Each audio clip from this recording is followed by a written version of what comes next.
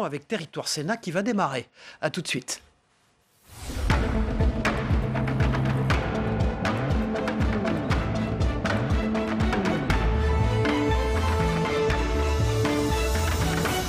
Bonjour à ceux qui nous rejoignent à cette heure-ci, c'est l'heure de Territoire Sénat avec l'actualité parlementaire et politique et les titres de cette actualité ce matin, Saveria.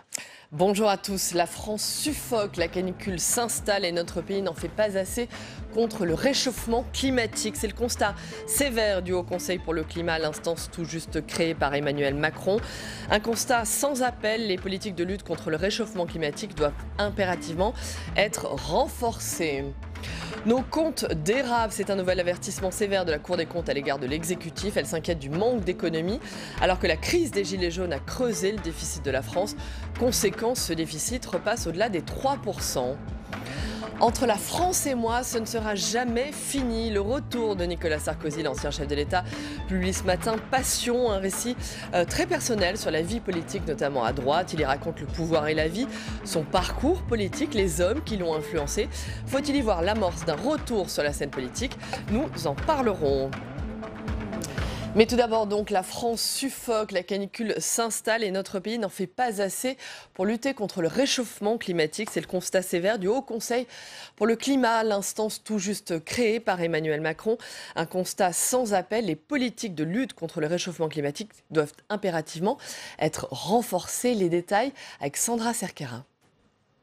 Alors que la France suffoque de chaleur, le constat du Haut Conseil pour le climat est loin d'être réjouissant. L'organisme indépendant pointe le manque d'efforts du pays pour réduire ses émissions de gaz à effet de serre et atteindre la neutralité carbone en 2050. On a vu 1 degré de réchauffement jusqu'à présent et si on ne fait rien pour les changements climatiques, on va passer la barre des 1,5 degrés, très rapide, des 2 degrés, doublement des impacts. On voit des impacts au niveau de la France, par exemple les vagues de chaleur. Ces 4 dernières années, la France n'a pas tenu ses engagements. En cause notamment les transports, responsables de 31% des émissions de CO2, ou encore le chauffage des bâtiments, qui génère 20% des émissions de gaz à effet de serre. Selon le sénateur Ronan Dantec, il y a urgence à redresser le cap. On le voit avec la discussion à l'Assemblée nationale de la loi sur la programmation de l'énergie et sur le climat, où on voit bien que dès qu'on met des mesures ambitieuses, par exemple sur la réhabilitation des logements, là le gouvernement dit non. Et ça a été la même chose sur la loi mobilité, où il est clair que si on continue tous à acheter des 4x4 pour se déplacer en ville, on ne tiendra pas les objectifs. Donc je crois qu'on est maintenant clairement avec ce rapport, avec d'autres alertes, dans le moment où il faut dépasser la contradiction. Le rapport préconise de rendre chaque grand projet compatible avec l'objectif de neutralité carbone, de supprimer les subventions aux énergies fossiles et enfin de reprendre et de faire évoluer la taxe carbone. Il faudrait effectivement une taxe carbone qui soit avec peut-être une assiette beaucoup plus large pour que plus de personnes contribuent et qu'il y ait un volet social évidemment et que les bénéfices, la recette aillent aux ménages les plus faibles pour les accompagner dans la transition écologique et énergétique. Je crois que c'est ça le bon sens et la bonne direction à prendre. Le gouvernement a désormais 6 mois pour réagir. Le Haut Conseil pour le climat rendra désormais chaque année un rapport de ce type au Premier ministre. Nos comptes dérapent, c'est un nouvel avertissement sévère de la Cour des comptes à l'égard de l'exécutif. La Cour s'inquiète du manque d'économie alors que la crise des Gilets jaunes a creusé les comptes de la France. Conséquence, le déficit public qui repasse au-delà des 3%. Didier Migaud, le président de la Cour des comptes, était auditionné hier au Sénat. Explication Jérôme Ravier. Comme souvent, Didier Migaud distribue bons et mauvais points dans le rapport annuel de la Cour des comptes. Les bons points sont pour l'année 2018, avec une réduction du déficit et une maîtrise de la dépense publique. Mais les sages de la rue Cambon s'inquiètent pour l'avenir, notamment à cause des annonces faites durant la crise des Gilets jaunes et à la fin du grand débat national. Des annonces chiffrées à 17 milliards d'euros qu'il faudra compenser. Il est vraisemblable qu'une loi de programmation nouvelle sera nécessaire et que le gouvernement précise, documente davantage sa capacité à observer, respecter les nouveaux objectifs qu'il s'est définis, qui sont d'ailleurs moins ambitieux. Si le gouvernement a été prompt à trouver des impôts à baisser ou des baisses de charges pour les entreprises, les économies sur la dépense publique sont plus incertaines. Mais pour les élus de La République En Marche, l'objectif sera atteint. toutes les lois que nous votons vont aussi permettre cette réduction qualitative de la dépense publique, c'est-à-dire en utilisant aussi les nouvelles technologies. Donc il faut baisser les impôts parce qu'il y a un trop-plein fiscal dans ce pays et maîtriser la dépense publique. Moi, je pense qu'avec la croissance qui revient, nous réussirons. Autre motif d'inquiétude pour Didier Migaud, les taux d'intérêt historiquement bas et qui sont même devenus négatifs la semaine dernière permettent une marge de manœuvre. Mais la situation ne sera pas éternelle et provoque le débat chez les économistes comme chez les sénateurs. Sans doute qu'il y aura une montée des taux d'intérêt, mais on ne sait pas dans quel délai et à quel niveau. En tout cas, ça aura un impact direct sur nos finances publiques. Mais vous avez aussi une théorie qui se développe par certains économistes, qui est de dire on a des taux d'intérêt bas, il faut aussi investir. Le gouvernement devrait dévoiler des premières pistes d'économie lors du débat d'orientation budgétaire qui s'ouvrira le 11 juillet au Parlement. Réfléchir pour participer à la reconstruction de la gauche. Le groupe socialiste du Sénat lance une réflexion pour rassembler la famille socialiste sur un programme commun en ligne de mire, bien sûr, les élections municipales de 2020. Reportage Cécile Sixou. Il a été évincé de la direction du Parti socialiste sans être prévenu, mais Rachid Temal l'assure, il le vit bien.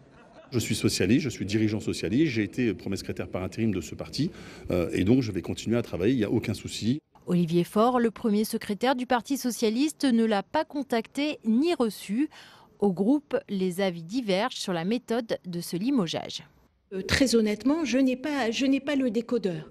Et je pense que ce serait vraiment bien qu'Olivier Faure se rapproche de Rachid pour avoir une petite mise au point et qu'ils se comprennent sur ce qui s'est passé. C'est sa méthode, je n'ai pas à la commenter.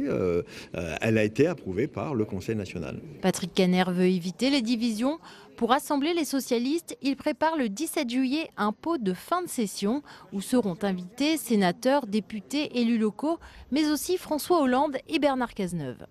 C'est une volonté de rassemblement et une volonté aussi de s'appuyer sur ceux qui ont marqué le meilleur de notre histoire dans les années récentes pour pouvoir nous projeter vers l'avenir. Et il y a une famille. Et ce qu'il faut, c'est que la famille, elle vive, qu'on sente qu'il y a une famille et que cette famille, elle mette ensemble toutes ses richesses pour construire. Patrick Caner envisage également de mettre au point un programme socialiste de 20 propositions avant l'automne, une manière de rassembler la famille sur une ligne commune avant de se lancer pour les élections municipales. Les sénateurs ont adopté la loi Huawei. Le texte sur l'équipement en réseau 5G, la sécurité nationale, issu des soupçons d'espionnage sur l'équipementier chinois, renforce les contrôles sans interdire aucun équipementier. Merci Saveria. On poursuit la revue de l'actualité parlementaire avec le face-à-face. Dans un instant, c'est Fabienne Keller, presque ancienne sénatrice, mais nouvelle députée européenne qui nous a rejoint. A tout de suite.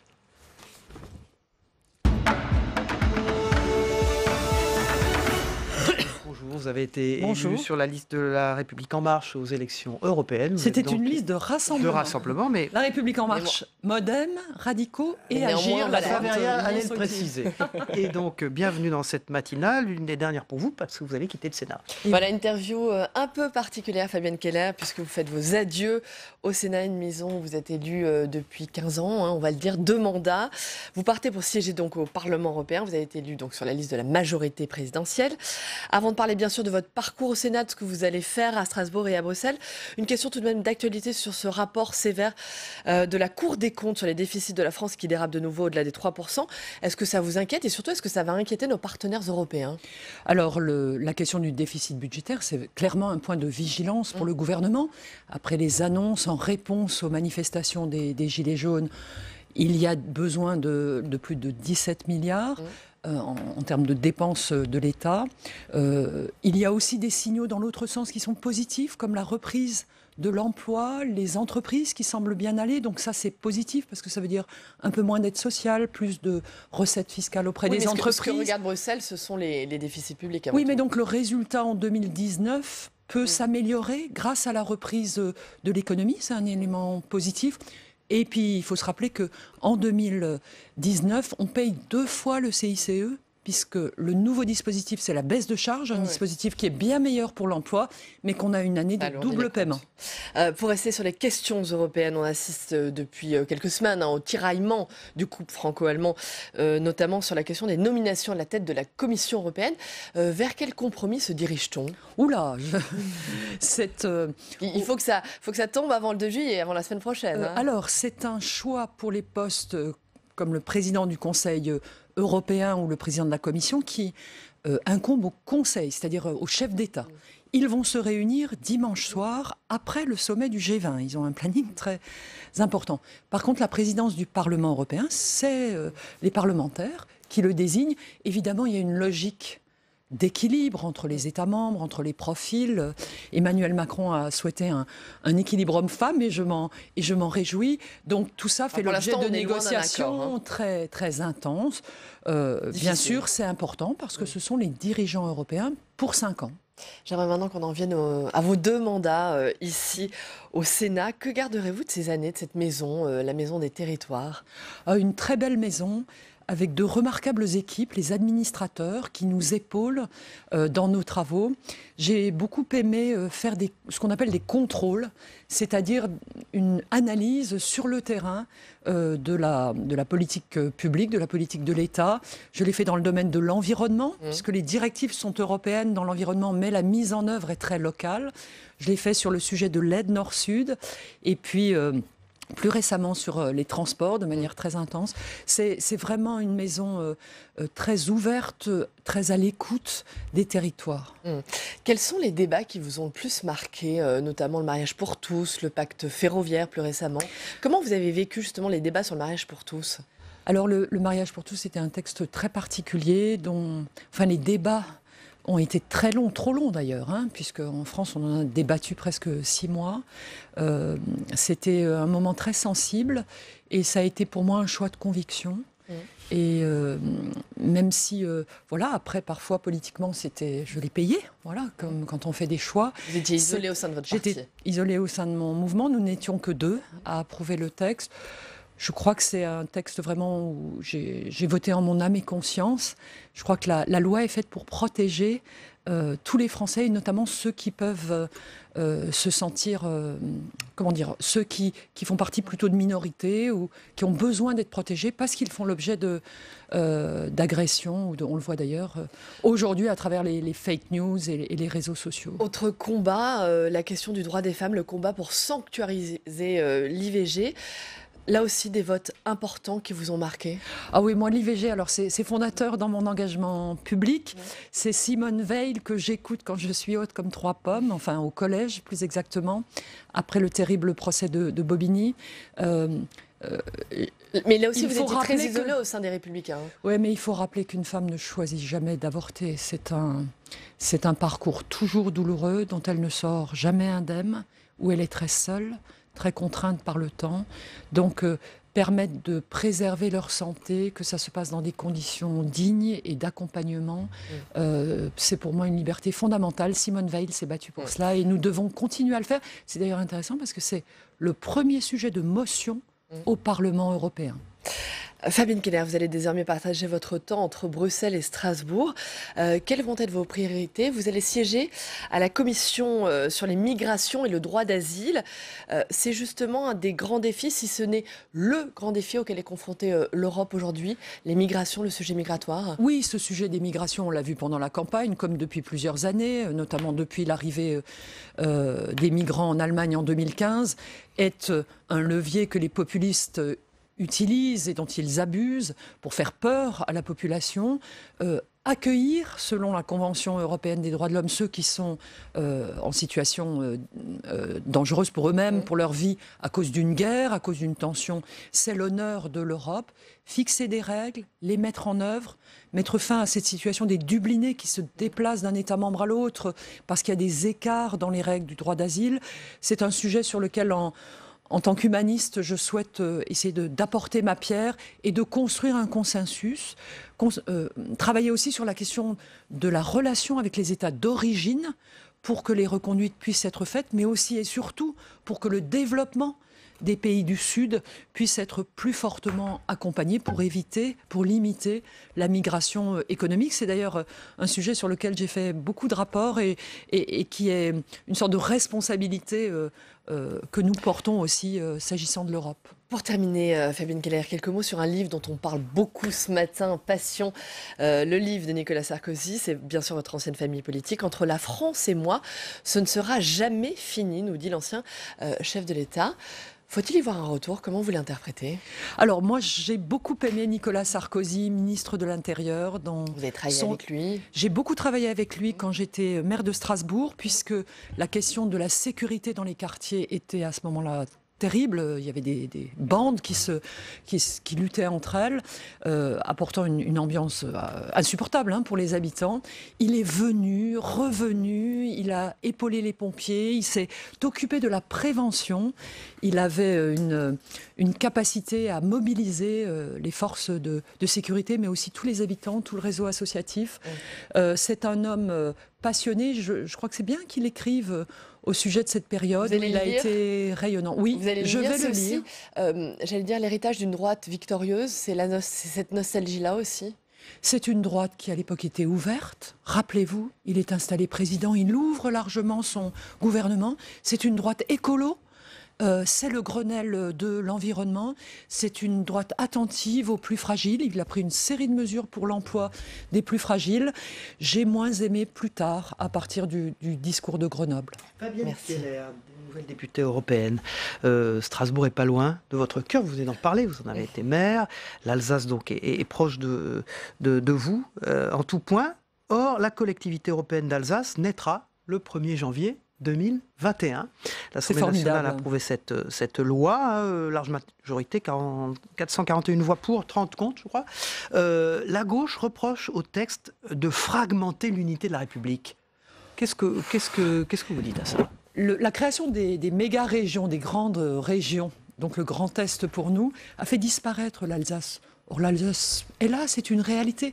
Comme l'a écrit le préfet, il y a un désir d'Alsace.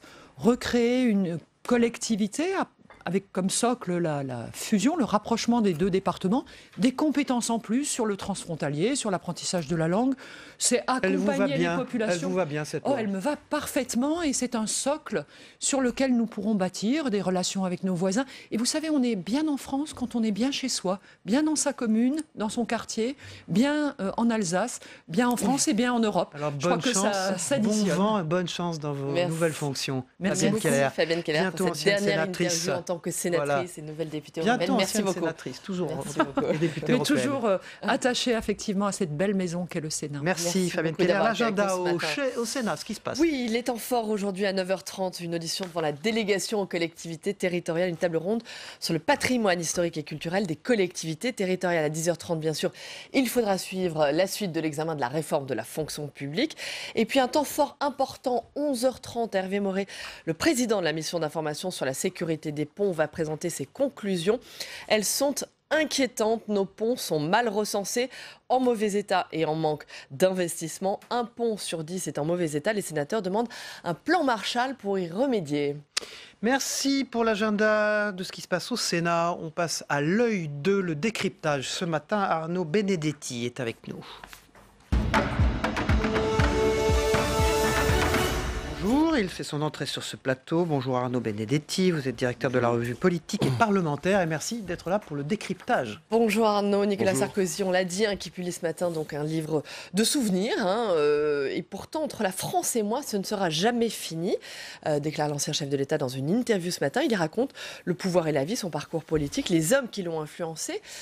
Que contient ce livre? Qu'est-ce qu'il faut en retenir? Alors, vous savez, Nicolas Sarkozy, c'est un homme de passion, mais c'est aussi une passion française, comme aurait dit le grand historien britannique Theodore Zeldin. C'est un livre qui, finalement, raconte bien plus que l'exercice du pouvoir, puisque, finalement, il est assez discret et pratiquement silencieux sur ses années passées à l'Élysée, qui raconte la fabrique d'un homme politique. Ça part de sa jeunesse, ça part des gens qui l'ont inspiré. C'est un témoignage sur ses relations avec un certain nombre de grands fauves politiques, qu'il s'agisse de François Mitterrand, de Jacques Chirac, de Dominique de Villepin.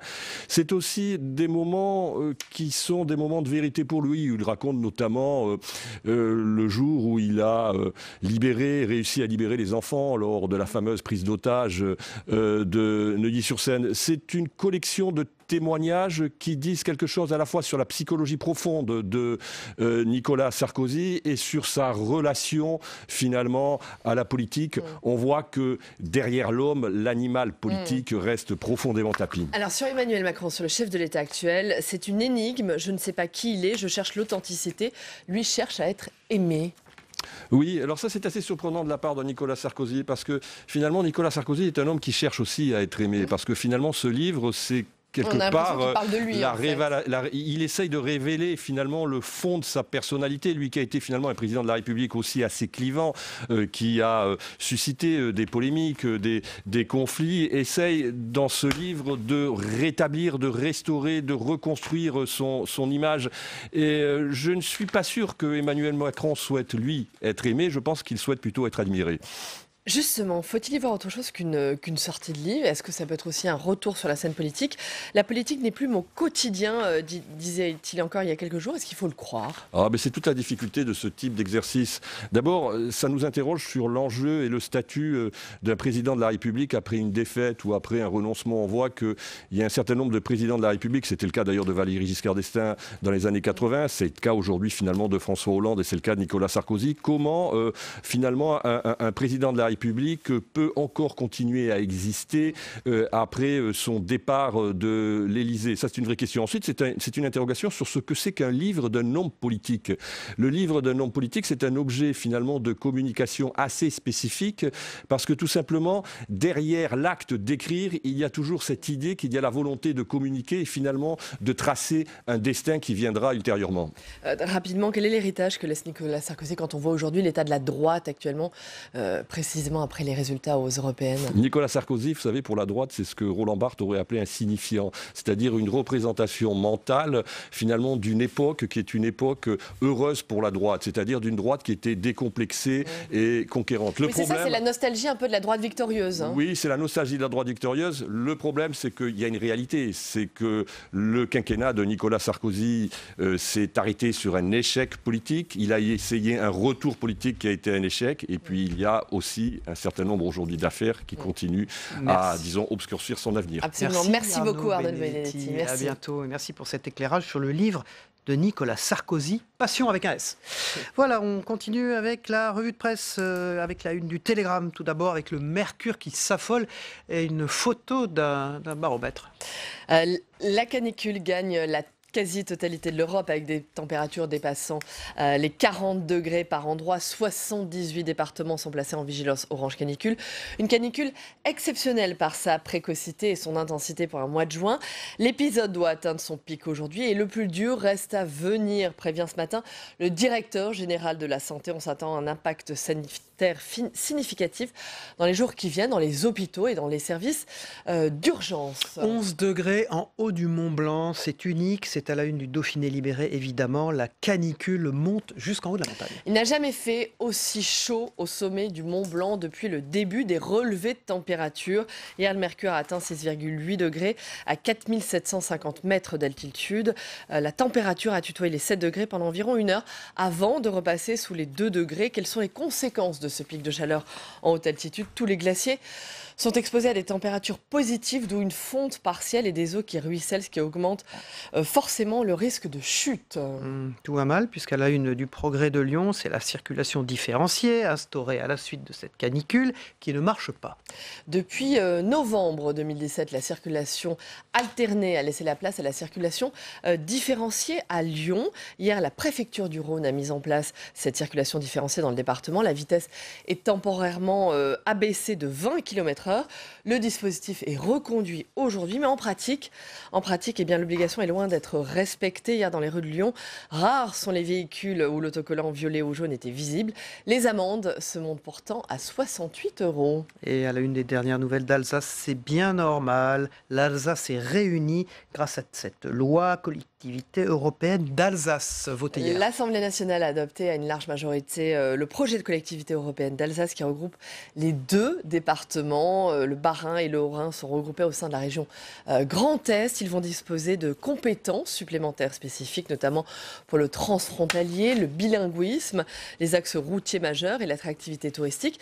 Une application avant l'heure de la différenciation territoriale qu'Emmanuel Macron veut voir inscrite dans la Constitution.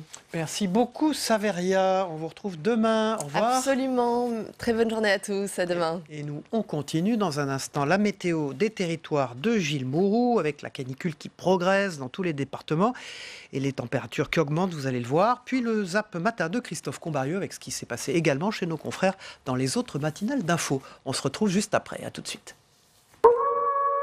Professionnel, avec Coyote Business, géolocalisez vos véhicules et pilotez votre flotte en temps réel. Coyote Business vous présente la météo des territoires.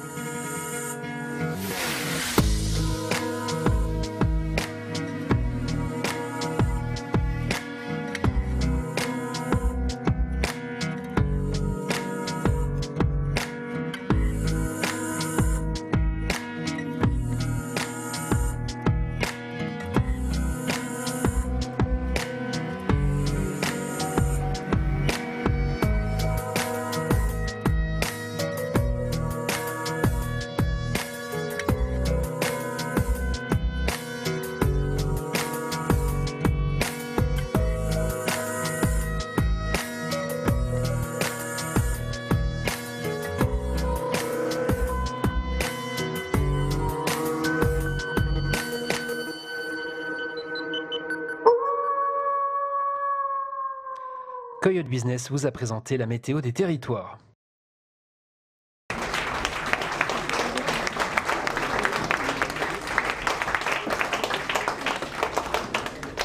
Qu'est-ce qui pouvait bien justifier la garde à vue?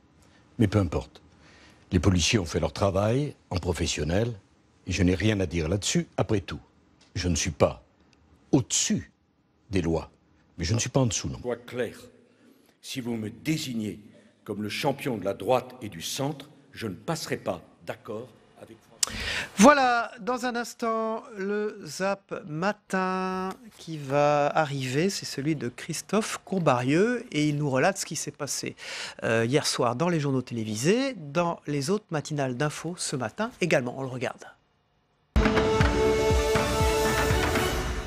Les deux rapporteurs se veulent avant tout rassurants. Police, armée, école sont peu touchés par les phénomènes de radicalisation. Une trentaine d'anciens militaires ont rejoint les filières du djihad. Le même nombre de policiers et gendarmes sont suivis pour radicalisation. Beaucoup de mesures avaient été prises côté armée, côté police. Maintenant, nous avons surtout des services de renseignement qui sont très actifs. Et je crois que pour l'instant, les choses se passent bien. Effectivement, depuis 2014, un certain nombre de dispositifs ont été mis en place pour lutter contre la radicalisation, pour identifier le risque et pour mettre en place des dispositifs que nous avons largement amplifiés. Ce rapport a le mérite de pointer certains services qui sont plus concernés. Les transporteurs avaient demandé 314 enquêtes sur leurs salariés en 2017, mais 702 en 2018. Le chiffre a plus que doublé. Les aéroports Roissy et Orly seraient particulièrement touchés, ainsi que la RATP. Le rapport, il est d'abord accablant pour l'État français. Ça montre que l'État est en train de se voir grignoter par l'islam radical. On ne serre pas la main à son collègue, on reproche à un ami musulman d'être parti en vacances pendant le ramadan, on demande un certificat médical et on porte des gants pour pas toucher l'argent qui est touché par une femme. Ça, ce sont des cas concrets. Tout ça peut avoir des conséquences extrêmement délétères à moyen et long terme.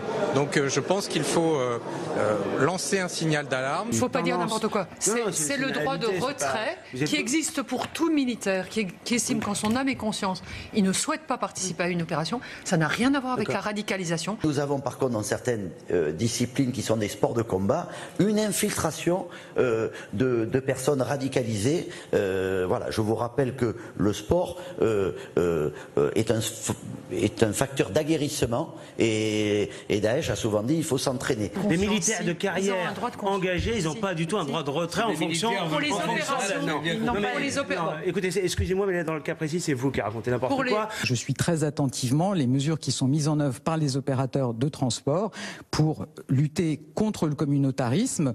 Moi, je refuse qu'on puisse ne pas serrer la main d'une femme. Là, on est dans la cour de l'Assemblée, tu vois, et il y a toutes les bagnoles qui se garent et qui continue de tourner pendant le temps de l'Assemblée. Je viens le plus souvent possible à l'Assemblée nationale à pied. Je sais très bien que François de Rugy le fait aussi. C'est un coup de com'. Et peut-être que parce que les mecs, ils ont besoin de la clim intérieure, on pourrait leur aménager un espace. Mais juste, putain, il y a des lignes de métro à Paris. C'est hyper efficace. Qu'est-ce que tout le monde a besoin de venir en bagnole? Voilà, merci de votre fidélité. On se retrouve demain, évidemment, aux mêmes heures. Demain, c'est Elisabeth Borne, la ministre des Transports, qui sera notre invitée politique dans Territoire d'Info. Bonne journée à tous. Préservez-vous de la canicule et à demain. Au revoir.